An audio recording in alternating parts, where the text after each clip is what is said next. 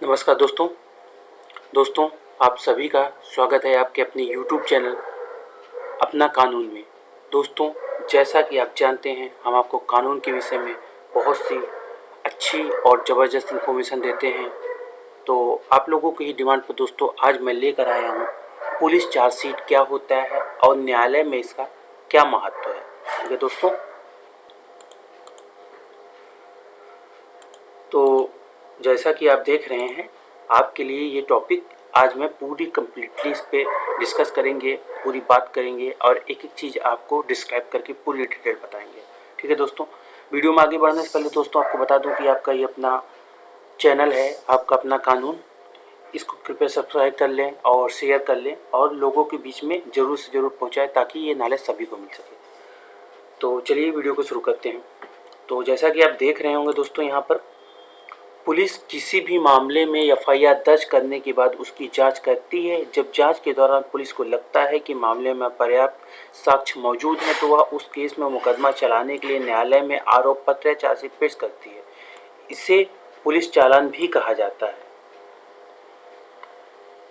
आपके लिए यह जानना जरूरी है कि चार्जशीट किस सूरत में और कितने दिनों के भीतर दाखिल की जा सकती है और किसी भी केस में छानबीन पूरी करने के बाद पुलिस अधिकारी सीआरपीसी की धारा 173 मतलब 173 में चार्जशीट दाखिल कर सकते हैं। ठीक है, तो आपने यहाँ पे ये देख लिया होगा कि चार्जशीट क्या होती है। चार्जशीट एक ऐसा प्रपत्र है या ऐसा आरोप पत्र है, ठीक है, जो कि पुलिस किसी भी मामले में जब एफआईआर दर्ज हो जाती है उसके बाद उसमें जांच करती है, इन्वेस्टिगेट करती है। इन्वेस्टिगेट करने के बाद जो आरोप पत्र अभियुक्त के ऊपर सिद्ध होता है उसी को चार्जशीट बोला जाता है और उसे पुलिस चालान भी कहा जाता है। वो मजिस्ट्रेट के पास दिया जाता है। ठीक है, और इसका देखिए नियम और तरीके क्या है कि कितने दिनों के बाद ये दिया जाता है और उसकी धारा कौन सी है, 173 है। आइए आगे देखते हैं।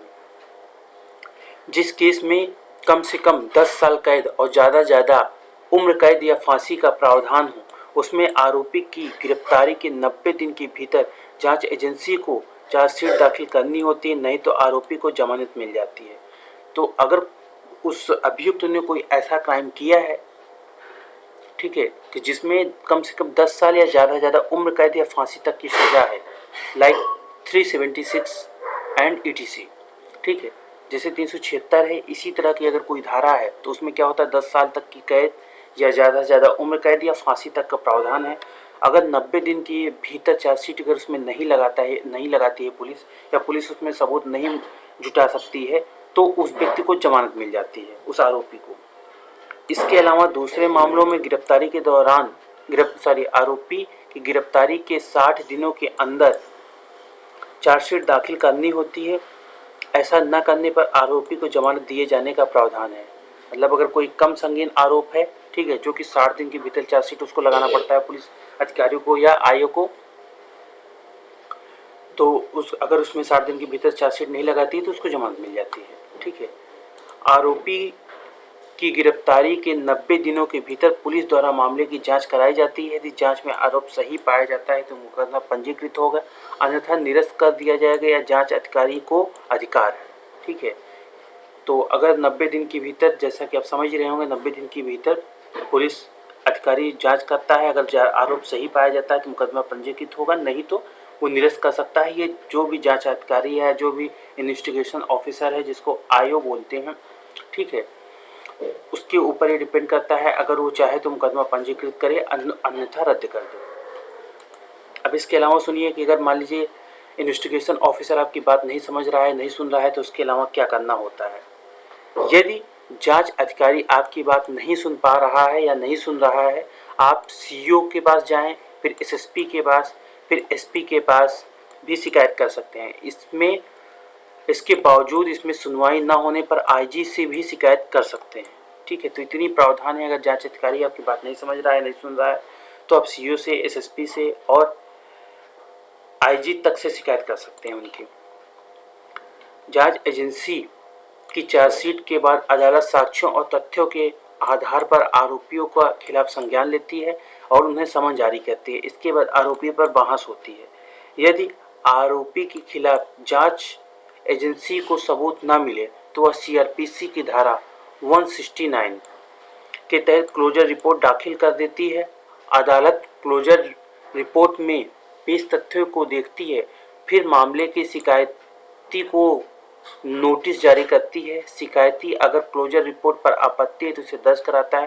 क्लोजर रिपोर्ट के बाद जांच एजेंसी की दलीलों को भी अदालत सुनती है। ठीक है दोस्तों, तो अगर आप इसमें ना समझो तो मैं शॉर्ट में समझा देता हूँ। यदि कोई आरोपी है, ठीक है, और कोई जांच एजेंसी उसके खिलाफ लगाई गई है, अगर जांच एजेंसी पर पर्याप्त सबूत नहीं है, ठीक है, तो वह क्या करता है, सीआरपीसी की धारा 169 के तहत क्लोजर रिपोर्ट दाखिल करती है अदालत में।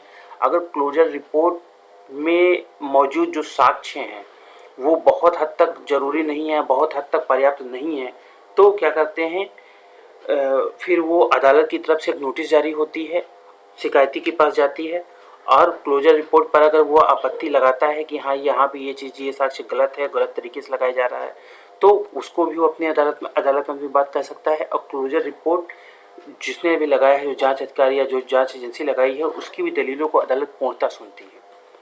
आइए आगे देखते हैं। यदि अदालत को लगता है कि आरोपी के खिलाफ मुकदमा चलाने के लिए सबूत नहीं है तो वह क्लोजर रिपोर्ट स्वीकार कर लेती है और केस बंद कर हुक्म देती है कि आरोपियों को बरी कर देती है। क्लोजर रिपोर्ट के साथ, सेकंड नंबर है, क्लोजर रिपोर्ट के साथ पेश तथ्यों और साक्ष्यों को देखने के बाद अगर अदालत को लगता है कि आरोपी के खिलाफ मुकदमा चलाने के लिए साक्ष्य हैं तो वह उसी क्लोजर रिपोर्ट को चार्जशीट के तहत मानते हुए आरोपी को समन जारी कर सकती है। यदि अदालत क्लोजर रिपोर्ट से संतुष्ट नहीं होती है तो जांच एजेंसी को आगे जांच के लिए कह सकती है। जानकार बताते हैं कि एक बार क्लोजर स्वीकार होने के बाद भी जांच एजेंसी को बाद में आरोपी के खिलाफ भरपूर सबूत मिल जाए तो दोबारा चार्जशीट दाखिल की जा सकती है, लेकिन एक बार ट्रायल खत्म हो जाए तो आरोपी बरी हो जाए और उसी केस में दोबारा केस नहीं चलाया जा सकता है, मुकदमा वापस ले सकते हैं।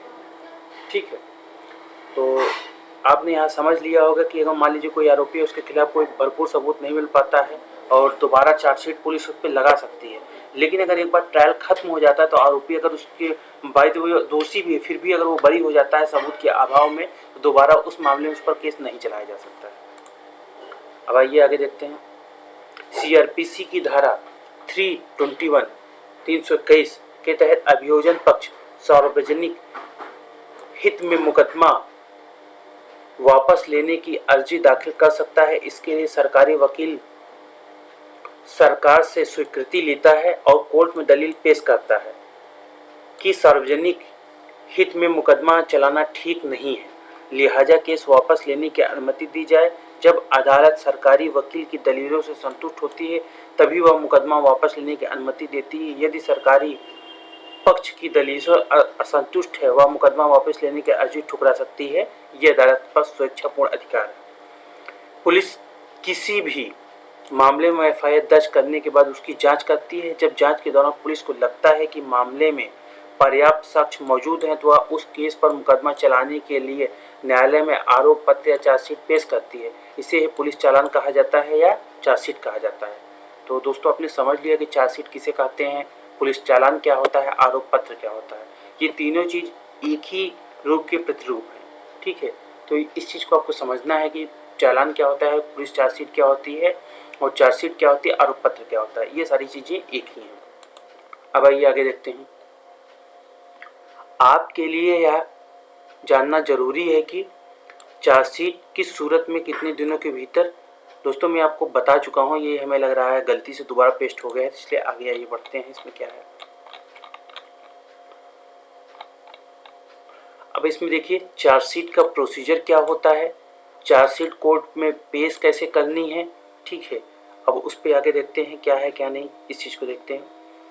जब एक बार किसी पुलिस स्टेशन में कोई व्यक्ति अपनी कंप्लेंट लेकर पहुंचता है तो पुलिस स्टेशन में उसकी जो बात होती है उसे सुना जाता है। उसके बाद सीआरपीसी की धारा 165 जिसमें एक पुलिस अधिकारी को यह अधिकार दिए गए हैं कि वह मामले की छानबीन कर सकता है बिना किसी मजिस्ट्रेट की इजाज़त के। जहां घटना घटित हुई है वहां जाकर पुलिस अधिकारी उस मामले की छानबीन करता है और मामले से संबंधित लोगों से भी पूछताछ करता है। छानबीन के दौरान जो भी व्यक्ति उस मामले से संबंधित होते हैं यानी आई विटनेस या फिर उन्हें भी कोई व्यक्ति उनसे वह बयान रिकॉर्ड कर सकता है। ज़रूरत पड़ने पर उन्हें थाने में बुलाया जाता है। अगर मामला कोर्ट में चलता है तो उन्हें वहाँ पर भी बुलाया जाता है। सारी इन्वेस्टिगेशन के बाद अगर पुलिस अधिकारी को ऐसा लगता है कि मामला बहुत गंभीर है तो उस पर एफआईआर को सेक्शन 154 सीआरपीसी के तहत दर्ज कर लिया जाता है। ठीक है दोस्तों, यहाँ मैं आपको छोटी सी चीज़ बताना चाहता हूँ। पहले भी अगर कोई गंभीर अपराध होता था तो उसमें 154 मतलब 154 सीआरपीसी के तहत एफआईआर दर्ज किए जाते थे, लेकिन पहले लिखा नहीं रहता था। अब के जो एफआईआर आ रहे हैं, अगर आप देखे होंगे ध्यान से, अगर आप एक एडवोकेट हैं या स्ट्रगलिंग एडवोकेट हैं, अभी आप प्रैक्टिस में नए नए आए हैं, तो ज़रूर ये आपको देखने पर मिलेगा कि जो एफआईआर होती है 164 के तहत होती है। अगर कम संगीन वाला एफआईआर है तो वो 155 के तहत होती है। ठीक है, अब आइए आगे बढ़ते हैं।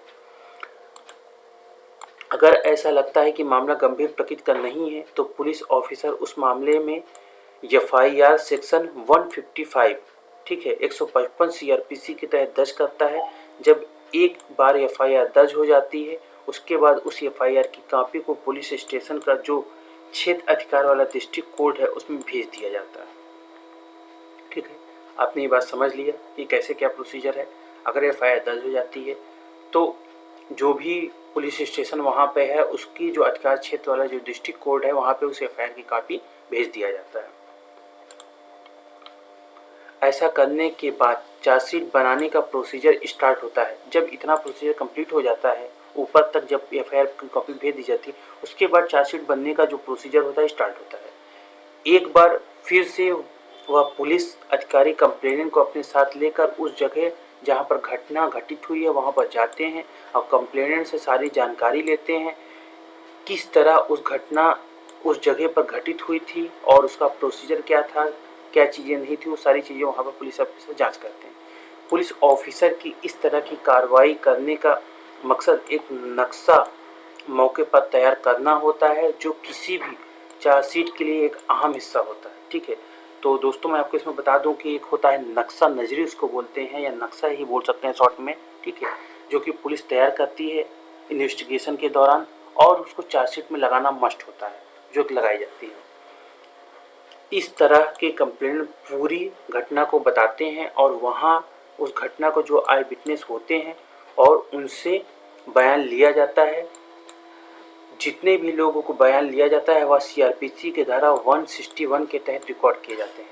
ठीक है दोस्तों, तो ये आप तो जानते ही होंगे कि अगर पुलिस स्टेशन में कोई भी बयान लिया जाता है तो 161 के तहत रिकॉर्ड होते हैं, स्पेशली जो आई विटनेस होते हैं उनके। ठीक है, तो आशा करते हैं दोस्तों आपकी वीडियो पूर्णतः समझ में आई होगी। अगर वीडियो से संबंधित किसी तरह का कोई प्रश्न है तो आप मेरे विषय में दोस्तों जान लें। मेरा नाम विवेक कुमार मौर्य है, मैं एडवोकेट हाईकोर्ट इलाहाबाद में दोस्तों एडवोकेट हूँ और मेरा मोबाइल नंबर है 9696313514। ठीक है दोस्तों, तो आप मुझसे संपर्क कर सकते हैं, मुझसे जानकारी रख सकते हैं। अगर आपके ऊपर भी कोई चार्जशीट लग रही है, कोई प्रॉब्लम हो रही है, कोई दिक्कत आ रही है तो आप मुझसे बात कर सकते हैं, हम आपकी समस्या का पूर्णतः समाधान करेंगे। ठीक है दोस्तों, इन्हीं बातों के साथ चलते हैं। जय हिंद, जय भारत।